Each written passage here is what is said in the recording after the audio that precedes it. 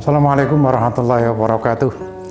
Kita awali pertemuan kita hari ini bersama-sama membaca basmalah. Bismillahirrahmanirrahim. Minggu kemarin kita berbicara tentang basmalah atau Bismillahirrahmanirrahim. Alhamdulillahirabbil alamin, Ar-Rahmanirrahim, Maliki Yaumiddin. 4 ayat. Ayat 1 Bismillah, ayat 2 Alhamdulillah, ayat 3 Ar-Rahmanirrahim, Maliki Yaumiddin. Sekarang kita berbicara tentang kelanjutan ayat yang ke-5. Iyyaka na'budu wa iyyaka nasta'in. Di dalam ayat yang 5 ini yang mengandung hubungan manusia dengan Allah. Ayat yang pertama kita bicarakan, Alhamdulillahirabbil alamin, Ar-Rahmanirrahim, Maliki Yaumiddin adalah haknya Allah. Karena ada menjelaskan Rabbul Alamin, Ar-Rahmanirrahim, Maliki Yaumiddin. Di dalam ayat selanjutnya, Iyyaka na'budu wa iyyaka nasta'in, ini menjelaskan tentang hubungan manusia dengan Allah. Artinya bahwa ayat ini diawali dengan iyyaka. Menurut Pak Quraisy Shihab, iyyaka itu adalah kalimat takhsis untuk mengkhususkan. Hanya kepadamu lah.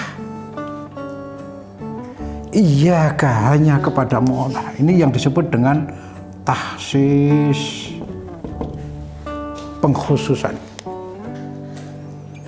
Taksis. Iyyaka na'budu, apa yang dikhususkan di dalam ayat ini? Na'budu, hanya kepadamu ya Allah kami beribadah, kami mengabdi. Na'budu berasal dari kata-kata abida, abdun, yang artinya adalah mengabdi. Kalau kita merasa menjadi abdi, maka kita juga harus merasa bahwa ketika kita mengabdi kepada Allah, hak kita itu adalah yang dimiliki oleh Allah.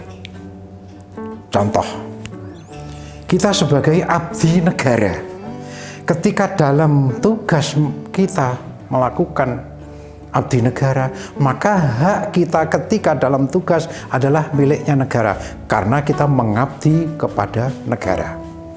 Ketika kita itu beribadah kepada Allah, maka hak kita adalah mengabdi kepada Allah, dan hak manusia sebagai hamba dimiliki oleh Allah. Maka tadi sudah saya sampaikan beberapa hari yang lalu tentang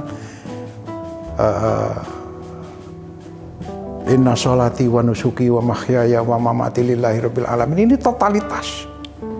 Na'budu, ini kita harus totalitas mengabdi kepada Allah, beribadah kepada Allah.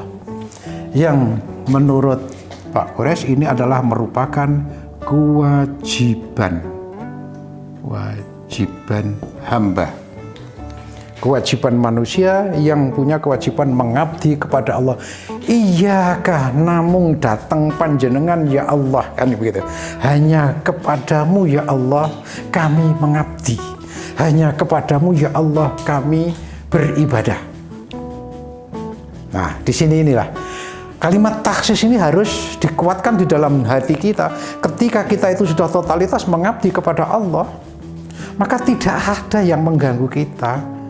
Kita jangan berpikiran kepada mengabdi kepada yang lain, mengabdi kepada yang lain. Enggak. Mengajar pun kita bukan mengabdi kepada atasan kita, tidak. Mengabdi kepada Allah. Bukan kita mengabdi kepada kaprodi, bukan mengabdi kepada dekan, bukan mengabdi kepada rektor, tidak. Itu adalah mengabdi karena ini adalah ibadah kepada Allah. Itu perspektif tasawufnya. Oke.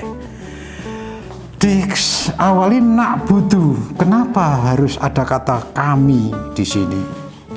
Yang melakukan ibadah itu bukan hanya satu orang, tetapi Allah menggunakan kalimat na'budu dengan jamak, yaitu kami. Siapa kami itu?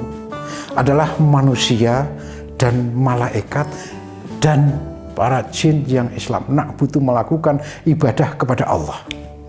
Maka di dalam ayat yang lain, wa ma khalaqtul jinna wal insa illa liya'budun. Aku tidak menciptakan jin dan manusia kecuali untuk beribadah. Jadi kalau wa ma khalaqtul jinna wal insa illa liya'budun, kalau ada nafi ketemu dengan istisna, itu maknanya adalah ketetapan, pastian. Kita tulis wa ma khalaqtul jinna wal insa illa liya'budun. Jadi kalau kita itu ada kaidah nafi ketemu dengan istisna, maka maknanya adalah lil isbat, untuk kepastian.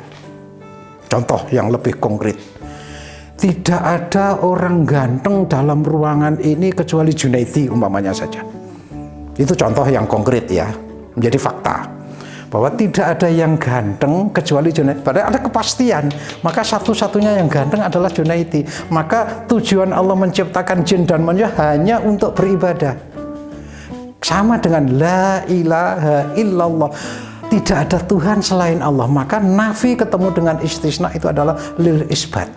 Ini tambahan sedikit tentang makna yang ada di dalam wa ma khalaqtul jinna wal insa illa liya'budun. Oke, kita lanjutkan. Iyyaka na'budu wa iyyaka nasta'in. Dan hanya kepadamu ya Allah kami mohon pertolongan. Kami mohon pertolongan. Jadi kalau ini melakukan kewajibannya, na'budu melakukan kewajibannya, nasta'in adalah mendapatkan haknya. Kadang-kadang manusia itu yang dituntut haknya dulu, belum melakukan kewajiban. Nggak mau beribadah kepada Allah secara totalitas, tetapi tiba-tiba mohon pertolongan Allah. Adilkah itu? Jelas tidak. Allah yaf'alu bisunnatihi, Allah itu berbuat sesuai dengan sunnahnya.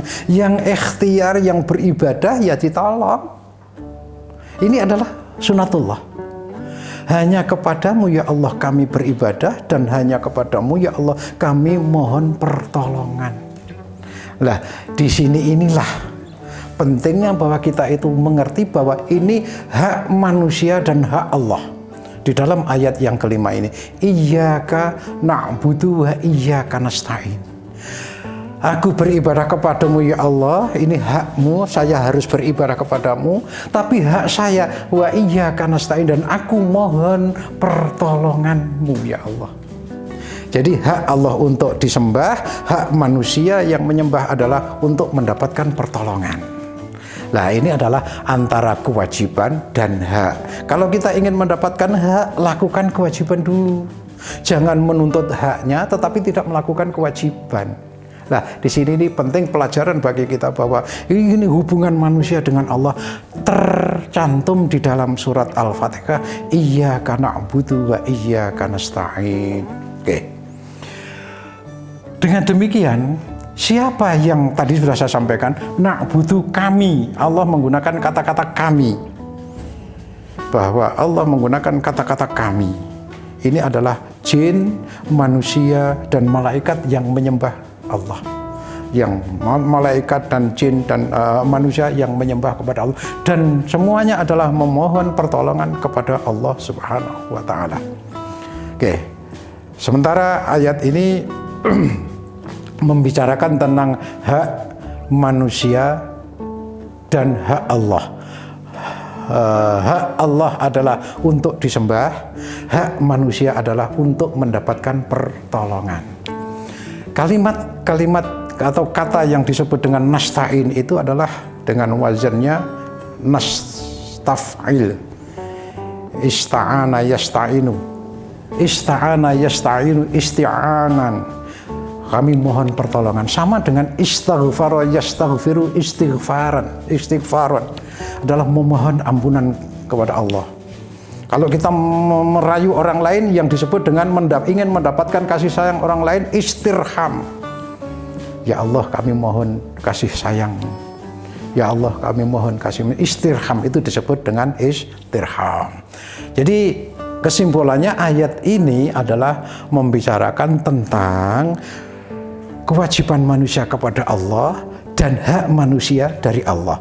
Na'budu dan nasta'in, menjelaskan tentang hubungan manusia dengan Allah. Saya kira untuk ayat ini kita akhiri bersama-sama membaca hamdalah. Alhamdulillahirabbil alamin.